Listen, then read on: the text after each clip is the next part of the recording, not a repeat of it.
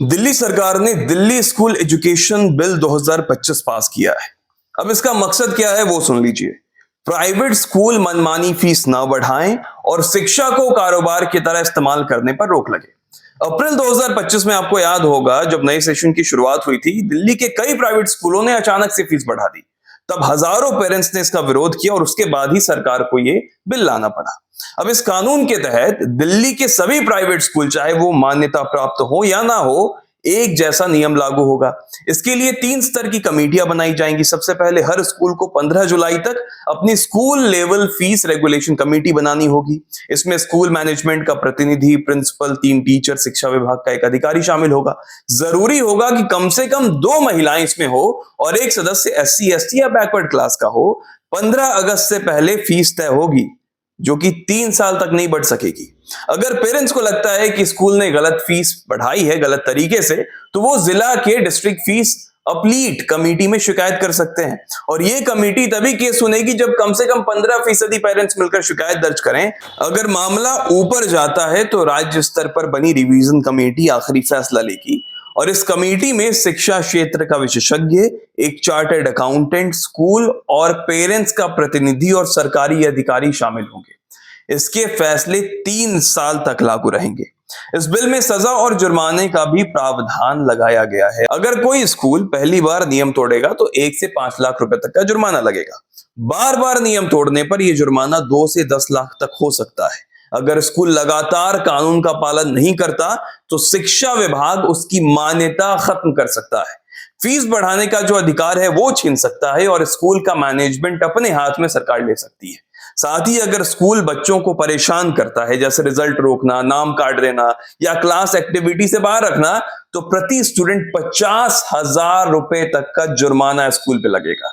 हालांकि पेरेंट्स का यह कहना है कि इस बिल में कई कमजोरियां अभी भी हैं। सबसे बड़ा सवाल यह है कि अप्रैल 2025 में जो भारी भरकम फीस बढ़ोतरी की गई, उसे वापस लेने का कोई प्रावधान नहीं है। इसके अलावा कमेटियों में पेरेंट्स की आवाज बहुत कम है। स्कूल लेवल पर चुने जाने वाले पेरेंट्स भी लॉटरी से चुने जाएंगे, जिससे उनके निष्पक्ष होने पर सवाल उठ रहे हैं। जिला और राज्य स्तर पर तो पेरेंट्स की संख्या और भी कम है। एक और बड़ी शिकायत यह है कि शिकायत दर्ज कराने के लिए अब 15% पेरेंट्स का साथ होना जरूरी है, जबकि पहले दिल्ली हाई कोर्ट के आदेश के बाद एक अकेला पेरेंट भी शिकायत दर्ज कर सकता था। 1999 में जस्टिस दुग्गल कमेटी बनी थी, जिसने हर जिले में फीस एनोमली कमिटीज बनाई थी। उस समय किसी भी पेरेंट की व्यक्तिगत शिकायत भी सुनी जाती थी, लेकिन नए बिल के हिसाब से इस व्यवस्था को खत्म किया जाना चाहिए और सामूहिक शिकायत को ही यह जरूरी बना देता है। कुछ अहम बातें हैं इस बिल के, वो आप नोट डाउन कर लीजिए, ताकि अगर आप दिल्ली में हो, आपके बच्चे दिल्ली में पढ़ रहे हो, तो आप ये समझ सके। फीस 3 साल में एक बार तय होने के बाद नहीं बढ़ाई जा सकेगी। अगर बढ़ाता है तो आप शिकायत दर्ज कर दीजिए।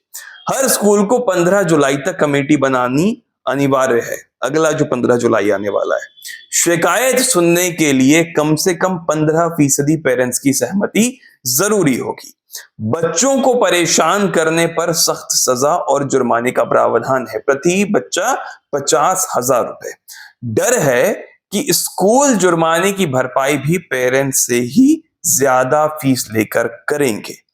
ये एक डर पेरेंट्स बता रहे हैं और इस तरह ये बिल दिखने में तो पेरेंट्स के हक में लगता है, लेकिन पेरेंट्स का मानना है कि असली नियंत्रण स्कूल और सरकार के अधिकारियों के हाथ में रहेगा और उनकी अपनी आवाज काफी हद तक दब सकती है। आप इस पूरे बिल पर क्या सोचते हैं, कमेंट करके जरूर बताइएगा। और क्या आपने भी इस तरह की कोई दिक्कत फेस की है, अगर आप दिल्ली में रह रहे हैं तो वो भी जरूर बताइएगा। अगले वीडियो में आपसे मुलाकात होगी। प्रणाम।